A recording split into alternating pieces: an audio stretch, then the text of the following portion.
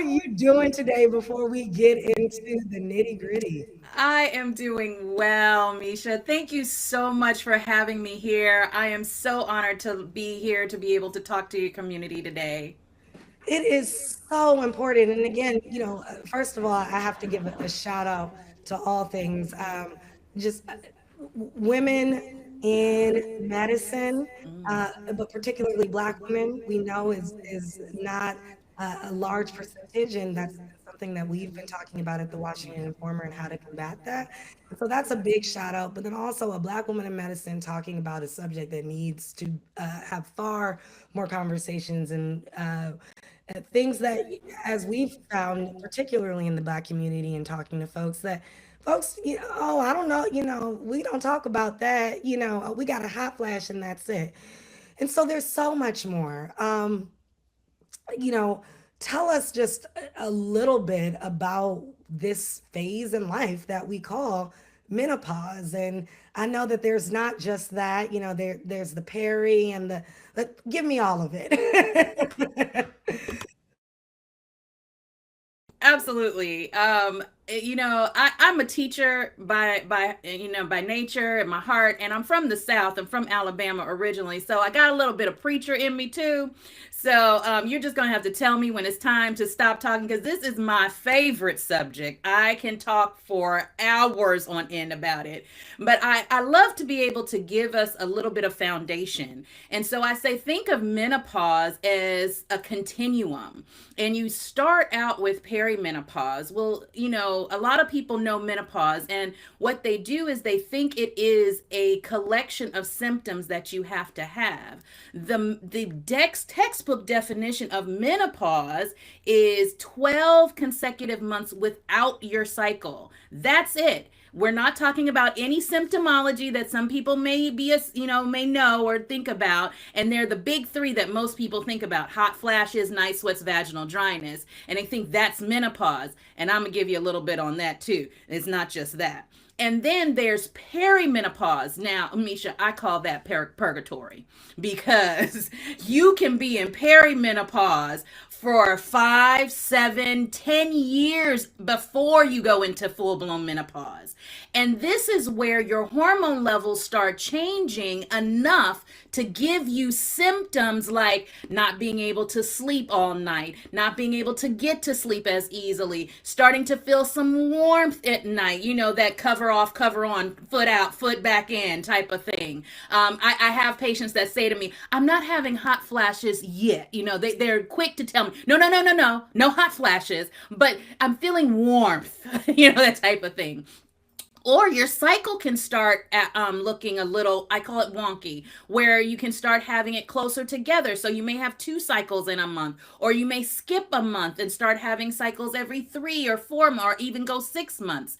But this is where you have to know it is a continuum. So I want women to understand you can start having perimenopausal symptoms as early as your mid to late 30s because your hormone levels can change that early in your lifetime. What a relief. Thank you so much for breaking that down. I mean, and again, it's terms that we hear, and social media. You'll see people now with the patches and things like that, but it almost is so crazy that you've broken it down in such layman's terms, and yet folks have made this to be this scary and confusing thing that we can't breach. Now I know the time can be a little bit confusing, certainly. Talk to a little bit talk us through how folks can start feeling prepared for this moment, and how those surrounding people in my generation, for example, all my friends are now going through this. How can we be supportive to one another in this moment as well? I love that question because, first and foremost, I want women to understand that having symptoms related to your hormones changing is not a moral failure. So let's get that straight. And I think that is one of the things that we're having to shine the light on this conversation that takes the boogeyman or the shame out of it. Because a lot of women from my mother's generation, my grandmother's generation, they didn't talk about this. It was the change. It was enshrouded in secrecy and silence, and so it was like, "Ooh, what does that mean?" And so now we're starting to say, "Hey, this is a physiological process. There is true chemistry that is happening in your body that then actually shows up as true symptoms." So for my women that are in their 30s, I'm starting to tell them, if you start noticing anything that is not in your regular routine, like your sleep is starting to get disturbed, your cycle is starting to become a little irregular, your mood is not as even as you used to be, you're not able to handle stress the way you used to handle stress, those can be those little micro changes that are starting to say, "Hello, hello, ma'am, something is going on." And you are the CEO of you and your health. And you need to be able to then find a hormone specialist like myself and partner with them so that you can start feeling back in control of your body again.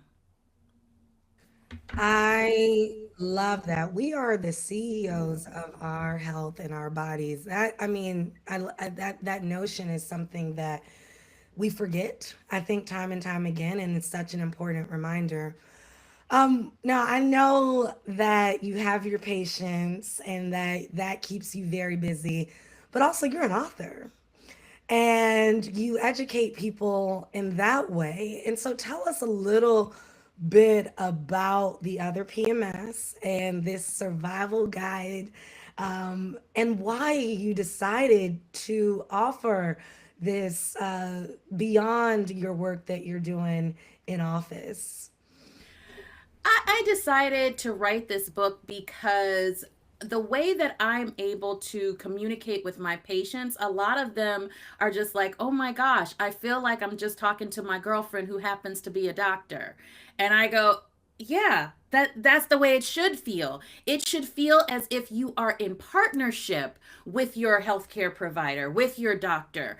And so the way that this book is written, it is really written as if I'm sitting on the couch next to you going, "Girl, let me tell you, this is what's happening, this is what's happening," and breaking it down literally in like metaphors and helping you to understand, "Oh, this is what's happening." One of the things, I don't think I have it in the book, I think it's coming in my next book, but I say, think of it this way. Your body has a HPA axis, is what it's called, the hypothalamic pituitary adrenal axis. And it's also another hypothalamic pituitary ovarian axis.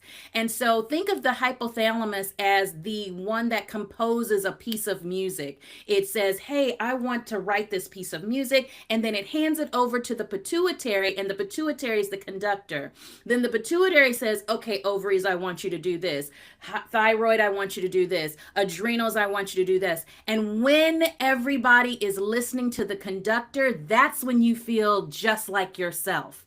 Well, when there is stress, it can actually impact how the hypothalamus writes that piece of music. And so now it hands a very incomplete piece of music to the pituitary. And now nobody's listening to the conductor anymore. And that is kind of what's happening when we go into perimenopause and menopause. There are things that are happening inside our body. And if you can have somebody like me to break it down and make it very simple and understandable and relatable, it does not feel so overwhelming. And that's really what's in the book. It's really just a guide that says, "Hey, these are some things that are happening. Here are some tests you may even want to ask for." And then we talk about some of at the end, is like, "Hey, there's a conversation around HRT, around hormone therapy." And so let's take the boogeyman out of that.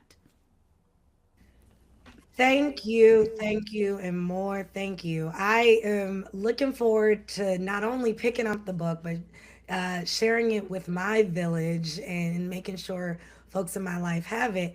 But now you know I'm not going to let you go without at least plugging when we can expect the next book since you gave us that tease. I am working on it, so it's more than likely you'll be able to see it in 2027. That's one of the things that I'm working on this year. There's so much that's happening. I'm so excited. I have my concierge practice where I'm here in the local DMV area, so I do take care of patients. I also teach practitioners my hormone system so that they can help to treat other perimenopausal and menopausal women. So I have my irons in a couple of fires, and things are really kicking up and picking up, and I'm just so blessed and grateful to be in this space. I feel that I've been called, like this is my ministry, this is my platform. I feel this is my pulpit, that I'm able to be able to help women understand what is happening to them so they can take back the reins and feel like themselves again. The Reverend Dr. LaKeisha McMillan doing the ministry of menopause. No. Oh my goodness, this has been amazing. Thank you so much for your time. Where can folks find you to keep a pulse on all of the amazing things that you have going on? Thank you so much, Misha. I have been this has been an honor to be here. You can follow me on all social media platforms at Dr. LaKeischa MD. That's DrLakeischa MD. And if you want to schedule a virtual consult visit with me, go to talkhormones.com and we can get together and have that conversation and start working together to get your personalized symptom solution blueprint ready for you. That sounds good to me. Thank you so much, Dr. LaKeisha, for your time. Please don't be a stranger to us here at the Washington Informer. I just know I'm going to be tapping you a lot personally for some stories and maybe for some other things as well. Absolutely, absolutely. Have a great rest of your day and happy Mother's Day to all the mothers out there. Same to you. Take care. Where do you